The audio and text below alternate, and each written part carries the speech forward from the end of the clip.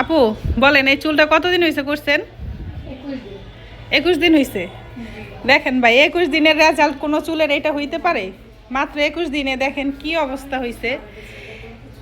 এক এক দিনে মানুষে 15টা 20টা করে নাকি চুল করে, এই চুলের হচ্ছে রেজাল্ট। কোনো একটা পার্লার থেকে করে আসছে আপু, দেখেন অবস্থাটা দেখেন। মাত্র আজকে 21 দিনে চুল ফুলে একদম কি হয়ে গেছে, পুরা মনটা খারাপ করে আছে। এখন ভাই আপনারা পার্লার দিচ্ছেন ভালো কথা, আপনারা সার্ভিস প্রোভাইড করেন ভালো কথা, কিন্তু আপনারা প্রপারভাবে সার্ভিস দেন। আপনারা কয়টা টাকার জন্য মানুষের এইভাবে কেন ক্ষতি করেন আপনারা, বা মানুষের সাথে 2 নাম্বার এটা কেন করেন? কোনো 21 দিনের চুলটা কি এরকম হইতে পারে?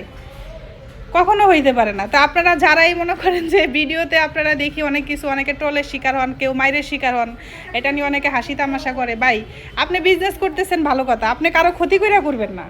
আপনি বিজনেস করেন ভালো কথা, কিন্তু কারো ক্ষতি করে না।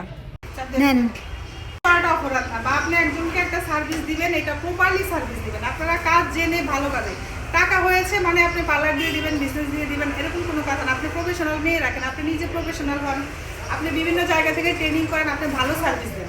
আপনি 1500-2000 টাকা আপনি হিউজ ক্লায়েন্টকে সার্ভিস দিবেন, ক্লায়েন্ট স্যাটিসফাইড থাকবে না, এই ইনকামটা আপনার প্রপার থাকবে না।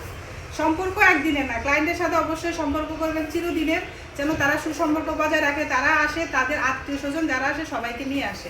কখনো এই ধরনের সার্ভিস দিবেন না যে 21 দিনের মাথায় একটা চুল এরকম হয়ে যায়। এইটা আপনাদের আসলে ফল। এইটার জন্যই অনেকে এই যে মার খায়, চুল দেরা মারে, হ্যান করে তেন করে, এটা নিয়ে অনেকের অভিযোগ বা বিভিন্ন ট্রোলের শিকার হয়। এই জন্যই হন, আপনাদের নিজেদের কাজের রেজাল্টের কারণে আপনারা এই ধরনের এইভাবে আপনারা সার্ভিস দেন, এবং হচ্ছে কাস্টমারকে প্রতারিত করেন, ইভেন কাস্টমারের ক্ষোভের মুখে পড়েন। তো আশা করি সবাইকে রিকোয়েস্ট করবো, যারাই পার্লার ওনার আছেন অবশ্যই ভালো সার্ভিস দেবেন ক্লায়েন্টকে, এবং ক্লায়েন্টকে বোঝার চেষ্টা করবেন সে কি চাচ্ছে। তার যদি বাজেটে প্রবলেম থাকে তাকে ফিরিয়ে দেন, তাকে বুঝাই বলেন যে আপু আপনার এই বাজেটে এই সার্ভিসটা আমরা দিতে পারছি না, তো সরি, আপনি নেক্সট টাইম আসেন।